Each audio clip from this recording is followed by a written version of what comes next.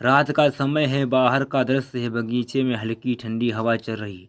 दादी इनकी स्वर में, तेरा है मन सुंदर, अगर तूने अपने बेटे को सुखी देखना चाहती है तो सूर्य निकलने से पहले 500 पौधे लगाने होंगे, नहीं तो उसका जीवन दुखों से भर जाएगा।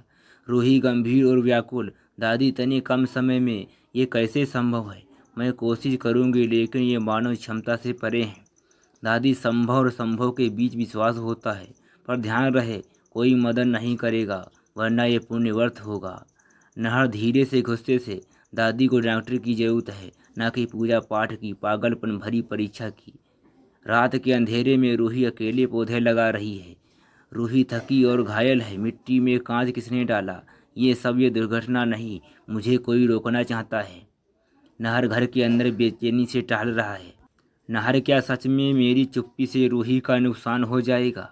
क्या ये अंधविश्वास के आगे झुकना सही है? अचानक तूफान, बिजली चमकती है और सांप प्रकट होता है। रूही पीछे हटती है, डरी हुई पर डटकर खड़ी होती है।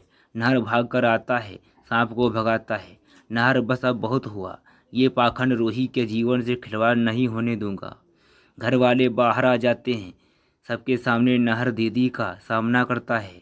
नहर घर कड़क स्वर में, दादी, ये कोई तब नहीं है, ये कोई मानसिक भ्रम है।